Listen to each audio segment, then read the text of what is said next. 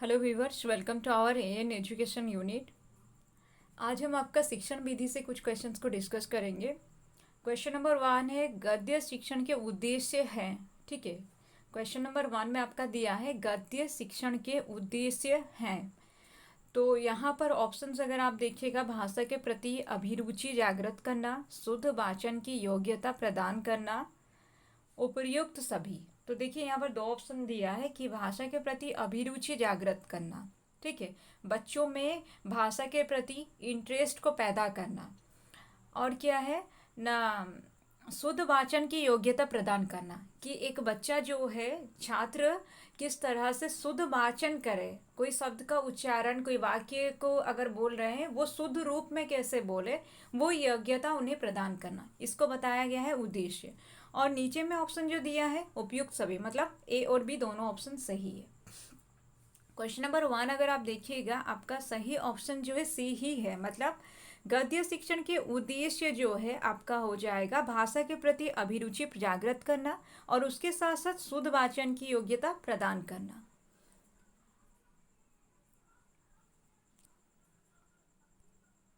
यह देखिए, हिंदी गद्य शिक्षण छात्र को अपने लेखन कौशल में सुधार करने, समझदारी से समस्याओं को विश्लेषण करने, विभिन्न पक्षों को व्यक्त करने और रचनात्मकता को बढ़ाने के लिए सहायता करता है। काफ़ी इम्पोर्टेंट है ये याद रख। इस तरह से प्रश्न जो है एग्जाम में पूछा जाता है, तो याद रखिए, हिंदी गद्य शिक्षण छात्र को अपने लेखन कौशल में सुधार करने, सबसे पहला क्या है, लेखन कौशल में सुधार करने, समझदारी से समस्याओं का विश्लेषण करने। तो और दूसरा पॉइंट क्या हो गया, समस्याओं का विश्लेषण करने में ये मदद करता है, विभिन्न पक्षों को व्यक्त करने। ठीक है, विभिन्न पक्षों को व्यक्त करने मतलब आप लोग भी मतलब जैसे कि छात्र जब गद्य पढ़ते हैं तो उसमें अपना भी कुछ विचार को व्यक्त कर सकते हैं। वो विचार को व्यक्त करना जो है उसको भी, वो योग्यता को भी बढ़ाता है या वो योग्यता का भी उन्नति करता है गद्य। ठीक है, रचनात्मकता को बढ़ाने के लिए सहायता करता है। तो रचनात्मकता को बढ़ाने के लिए सहायता करता है। रचनात्मकता का मतलब क्या है, रचनात्मकता का मतलब होगा क्रिएटिव बनाता है वो बच्चों को। दूसरा क्या है, विभिन्न पक्षों को व्यक्त करने, विभिन्न पक्ष को किस तरह से वो लोग व्यक्त कर पाए, अपना भी एक अभिव्यक्ति रख पाए, उसके लिए भी बच्चों को तैयार करता है। रचनात्मकता को बढ़ाने के लिए सहायता भी प्रदान करता है। ये सारे सहायता किस मतलब ये सब मिलता हमें कहाँ से है, गद्य शिक्षण से। जब हम गद्य शिक्षण करते हैं, यहाँ बोला गया कि हिंदी गद्य शिक्षण छात्र को अपने लेखन कौशल में सुधार करने, समझदारी से समस्याओं का विश्लेषण करने, विभिन्न पक्षों को व्यक्त करने और रचनात्मकता को बढ़ाने के लिए सहायता करता है। ठीक है, क्वेश्चन नंबर 2, हिंदी गद्य शिक्षण के पाठ योजना में उद्देश्य कथन कब आता है। तो यहाँ पर अब आपसे पूछा गया कि हिंदी गद्य शिक्षण के पाठ योजना में उद्देश्य कथन कब आता है। अब यहाँ पर देखिए क्वेश्चन आपका क्या है कि हिंदी गद्य शिक्षण के पाठ योजना में, अब देखिए यहाँ पर जो गद्य शिक्षण दिया है आप लोगों के लिए ये याद रखना बहुत ज़रूरी है कि गद्य, पद्य और व्याकरण तीनों में ये समान ही रहेगा। ठीक है, तो हिंदी गद्य शिक्षण के पाठ योजना में उद्देश्य कथन कब आता है, उद्देश्य कथन कब आता है। आप यहाँ ऑप्शन से देखिए, प्रस्तावना प्रश्न के पश्चात, आदर्श वाचन के पश्चात, मौन वाचन के पहले। यहाँ पर जो दिया है कि प्रस्तावना प्रश्न के पश्चात और आदर्श वाचन के पश्चात, मौन वाचन के पहले, तीनों ऑप्शन में से पहले तो आप ये समझ जाइए कि आदर्श वाचन और आपका मौन वाचन, ये आदर्श वाचन और मौन वाचन दोनों आता है प्रस्तुतिकरण में। अगर आप सोपान को देखिएगा, सबसे पहला सोपान आपका आएगा प्रस्तावना, फिर उद्देश्य कथन, प्रस्तुतिकरण, पुनरावृत्ति, प्रयोग। ये 5 सोपान ही है आपका, और ये 5 सोपान आपका गद्य, पद्य, व्याकरण तीनों में समान ही रहेगा। यहाँ पर बोला गया, आपका क्वेश्चन जो दिया गया है कि हिंदी गद्य शिक्षण के पाठ योजना में उद्देश्य कथन कब आता है। तो उद्देश्य कथन कब आता है, प्रस्तावना प्रश्न के पश्चात, क्योंकि प्रस्तावना सोपान में आपका प्रस्तावनात्मक प्रश्न होता है। ठीक है, तो उसके बाद में जो आएगा वो आपका उद्देश्य कथन आएगा, क्योंकि पहला सोपान आपका क्या है, प्रस्तावना है, फिर आपका है उद्देश्य कथन। तो प्रस्तावनात्मक प्रश्न के पश्चात आपका उद्देश्य कथन आएगा। ए ऑप्शन आपका सही है। और आदर्श वाचन, मौन वाचन जो है ये आपका प्रस्तुतिकरण सोपान में आएगा। आदर्श वाचन जो है शिक्षक करते हैं और अनुकरण वाचन जो है छात्र करते हैं, शिक्षक को अनुकरण करते हैं। उसके साथ साथ क्या है, मौन वाचन भी जो है छात्र ही करते हैं। नेक्स्ट क्वेश्चन देखिए। अच्छा, इससे रिलेटेड देखिए, प्रस्तावना के बाद शिक्षक बच्चों के समक्ष पढ़ाए जाने वाले पाठ विषय वस्तु में प्रवेश करता है। तो प्रस्तावना के बाद, ठीक है, उद्देश्य कथन के बारे में यहाँ पर बताया जा रहा है कि प्रस्तावना के बाद शिक्षक क्या करता है, बच्चों के समक्ष। प्रस्तावना में क्या होता है, वो जो प्रश्न पूछे जाते हैं वो आपका पूर्व ज्ञान पर आधारित होता है, ठीक है, रिलेटिव क्वेश्चन होता है आपका चैप्टर से रिलेटेड। उसके बाद में क्या है, प्रस्तावना के बाद हम क्या करते हैं, शिक्षक जो है बच्चों के समक्ष पढ़ाए जाने वाले पाठ या विषय वस्तु में प्रवेश करता है। विषय वस्तु में प्रवेश हमारा होता है उद्देश्य कथन में। उसके बाद क्या है, उसका एक उदाहरण भी दिया गया है, जैसे कि उद्देश्य कथन में होता है इस तरह से है कि विद्यार्थियों, आज हम सुभद्रा कुमारी चौहान द्वारा लिखित झांसी की रानी कविता के बारे में अध्ययन करेंगे। ये जो अभी बोला गया कि विद्यार्थियों, आज हम सुभद्रा कुमारी चौहान द्वारा लिखित झांसी की रानी कविता के बारे में अध्ययन करेंगे, ये आपका उद्देश्य कथन का पार्ट है। उद्देश्य कथन में हम यही काम करते हैं, ठीक है। भाषा के 4 मूलभूत कौशलों में कौन सा नहीं है।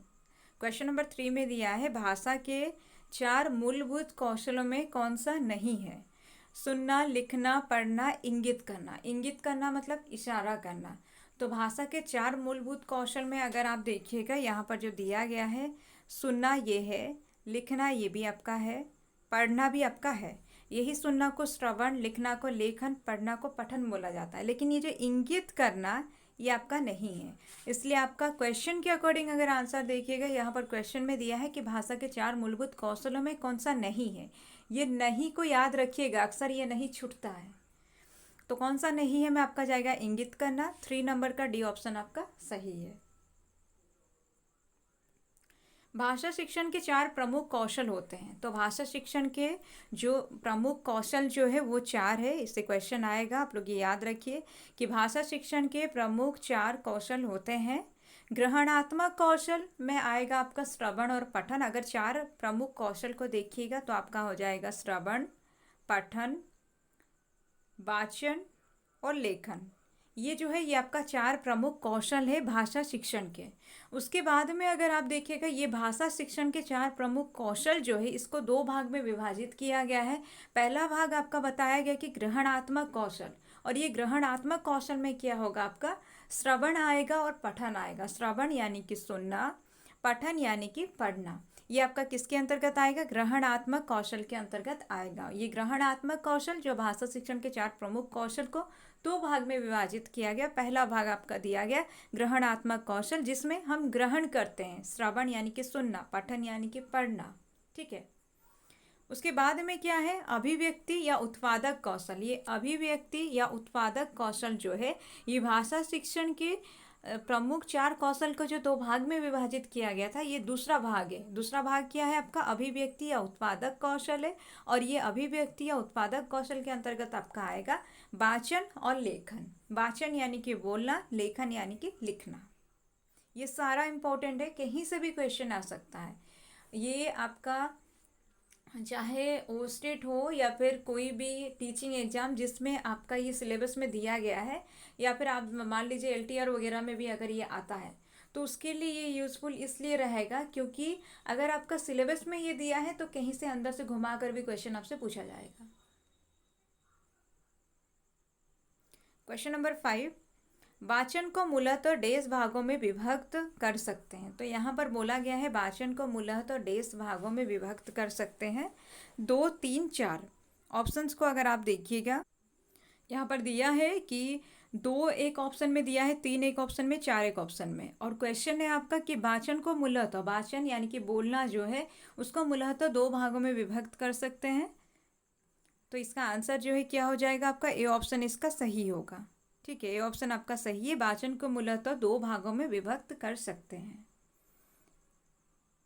वाचन को मूलतः तो दो भागों में विभक्त कर सकते हैं, सस्वर वाचन और मौन वाचन। अगर आप मुख्य रूप से देखिएगा, यानी कि मूल रूप से अगर आप देखिएगा, क्वेश्चन आपका मूलतः दिया है तो मूलतः अगर आप देखिएगा तो वाचन आपका दो भाग में इसको आप विभक्त कर सकते हैं। एक आपका होता है सस्वर वाचन, दूसरा होता है मौन वाचन।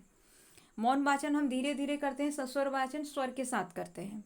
बाकी अगर आप देखिएगा वाचन के प्रकार अगर आप देखते हैं तो वहाँ पर देखिए सस्वर वाचन, मौन वाचन, आदर्श वाचन, अनुकरण वाचन, व्यक्तिगत वाचन, संवेद वाचन, ये कुल अगर आप देखिएगा आपका 6 है।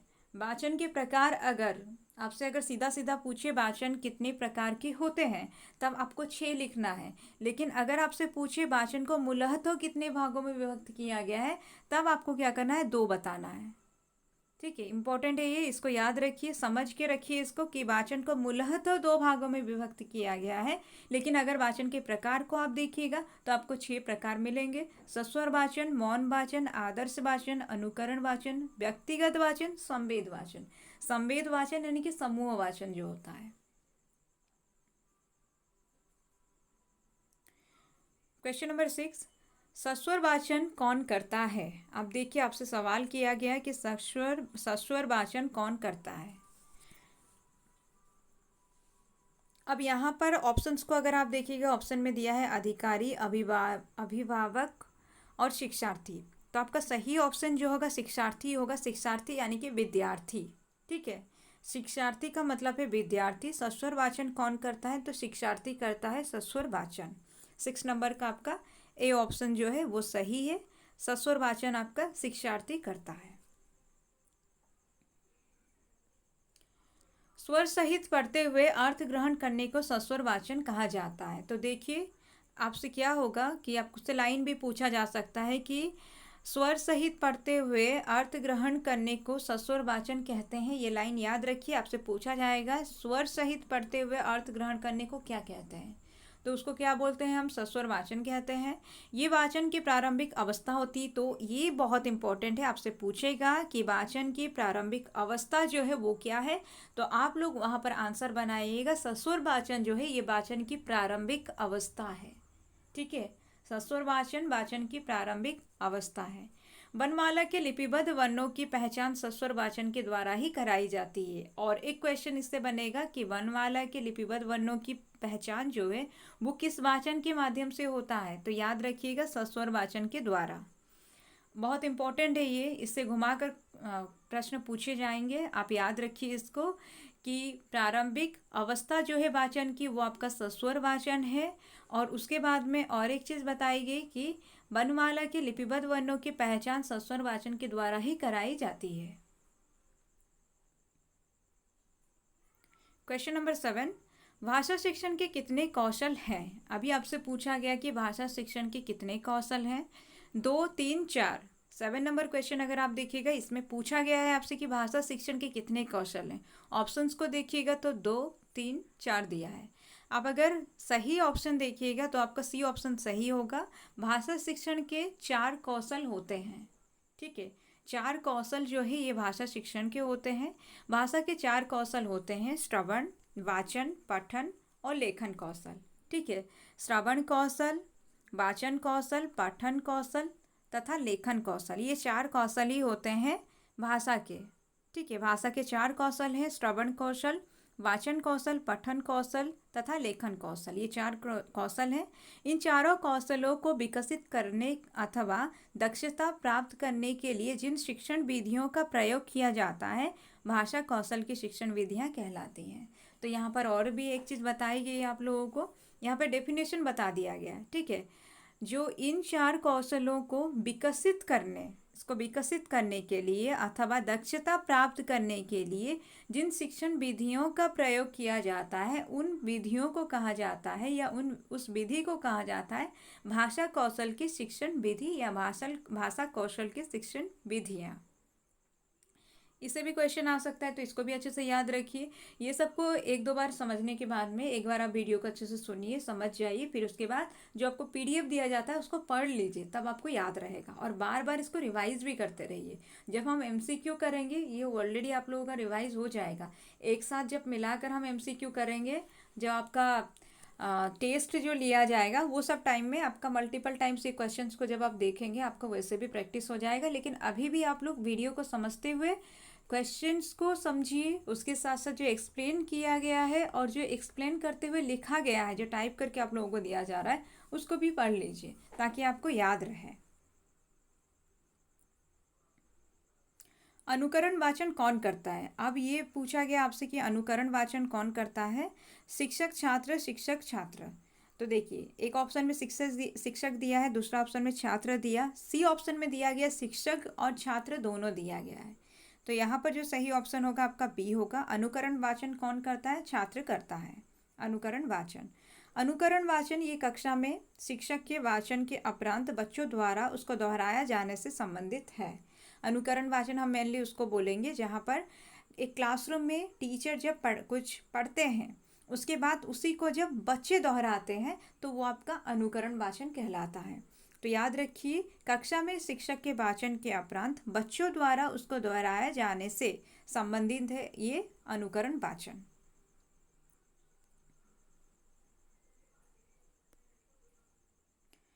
क्वेश्चन नंबर 9 देखिए, लेखन के प्रकार निम्नलिखित हैं। लेखन के प्रकार आपसे पूछा गया है 3, 4, 5, 3 ऑप्शन दिया गया है। अगर आप सही ऑप्शन देखिएगा, लेखन के प्रकार जो है ये आपका ये ऑप्शन सही होगा।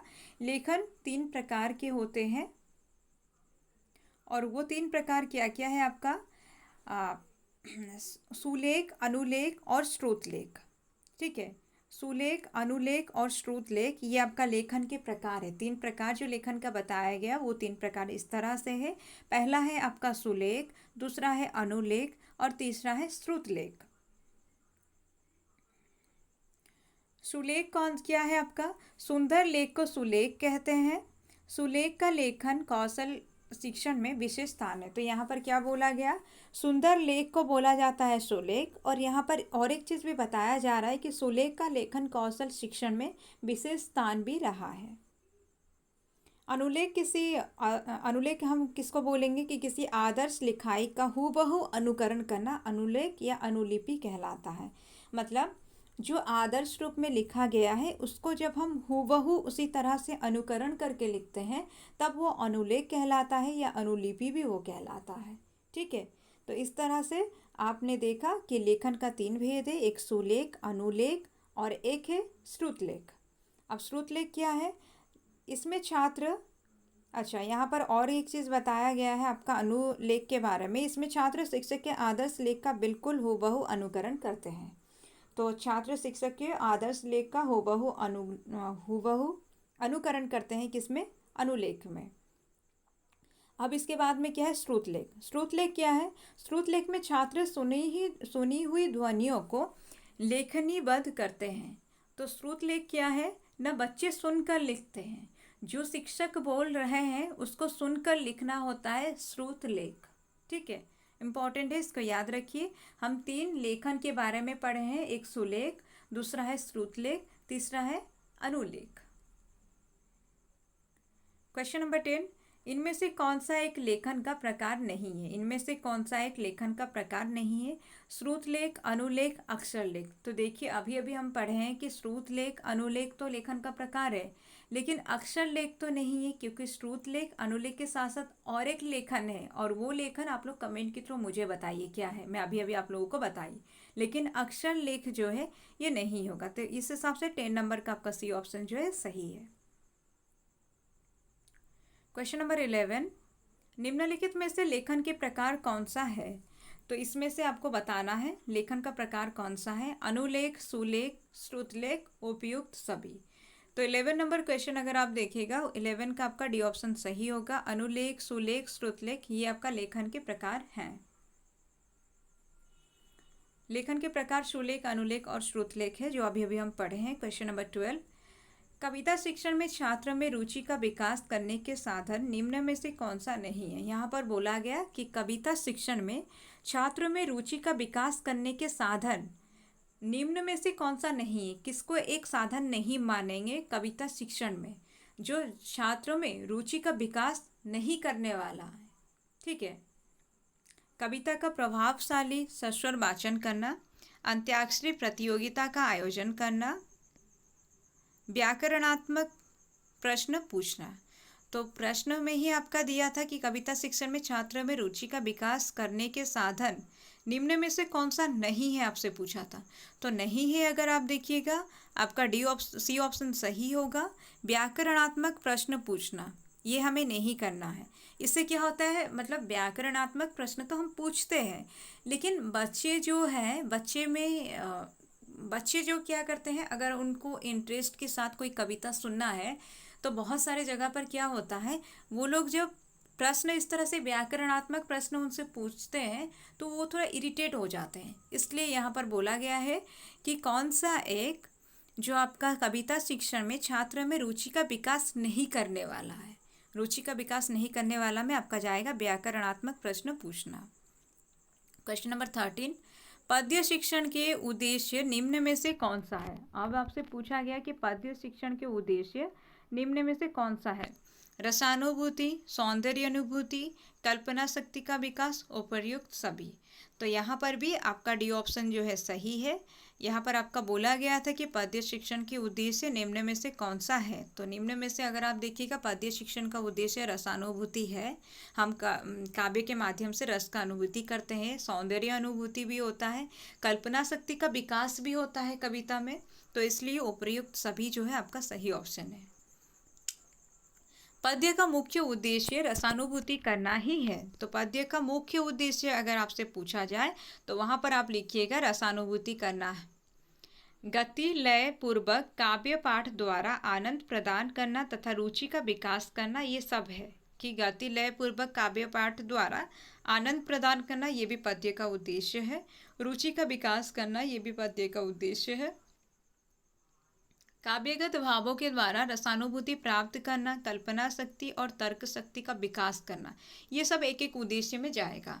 याद रखिएगा, कल्पना शक्ति और तर्क शक्ति का विकास करना, काव्यगत भावों के द्वारा रसानुभूति प्राप्त करना, गति लय पूर्वक काव्य पाठ द्वारा आनंद प्रदान करना। जब हम गति लय के साथ सस्वर वाचन करते हैं कविता को तो वहाँ क्या होता है ना, आनंद मिलता है हमें।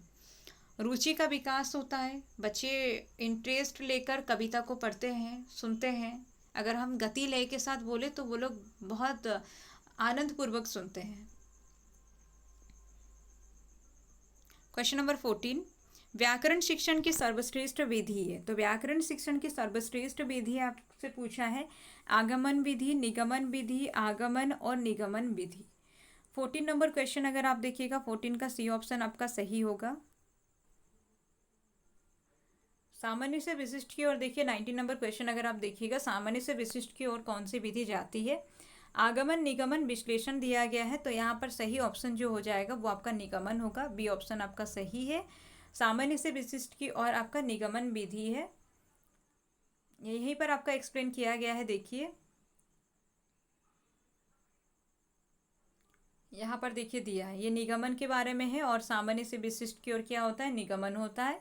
और क्वेश्चन भी आपका वही दिया है कि सामान्य से विशिष्ट की ओर कौन सी विधि जाती है, तो आपका सही ऑप्शन जो है बी है। क्वेश्चन नंबर 20, ये हमारा आज का लास्ट क्वेश्चन है। विशिष्ट से सामान्य की ओर कौन सी विधि जाती है। वहाँ था सामान्य से विशिष्ट की ओर, उसी का उल्टा है विशिष्ट से सामान्य की ओर। आपको पता है निगमन जो है आगमन का उल्टा है, यानी कि वहाँ अगर निगमन विधि था तो यहाँ पर क्या हो जाएगा, आगमन विधि होगा। 20 का ये ऑप्शन आपका सही है कि विशिष्ट से सामान्य की ओर आगमन विधि जाती है। देखिए ये शिक्षण विधि विशिष्ट से सामान्य की ओर, स्थूल से सूक्ष्म की ओर, मूर्त से अमूर्त की ओर, ज्ञात से अज्ञात की ओर, सरल से कठिन की ओर के सिद्धांत पर कार्य करती है। ये किसके बारे में बोला गया, आगमन विधि के बारे में बोला गया। हर एक लाइन यहाँ पर इम्पोर्टेंट है कि ये शिक्षण विधि जो है विशिष्ट से सामान्य की ओर, स्थूल से सूक्ष्म की ओर, मूर्त से अमूर्त की ओर, ज्ञात से अज्ञात की ओर, सरल से कठिन की ओर जाती है। और ये कौन से शिक्षण विधि है, आगमन विधि के बारे में बोला गया है। यहाँ तक था आपका आज का क्लास। उम्मीद है आप लोगों को समझ में आया होगा। कहीं पर भी कोई भी अगर डाउट है, कहीं पर कुछ भी आपका डाउट रह रहा है, आप लोग कमेंट करके पूछिए, मैसेज करके पूछ सकते हैं। आप लोग व्हाट्सएप पर मैसेज करके भी पूछ सकते हैं और आप लोग कमेंट में कमेंट करके भी पूछ सकते हैं कहीं पर अगर कोई डाउट रह रहा है।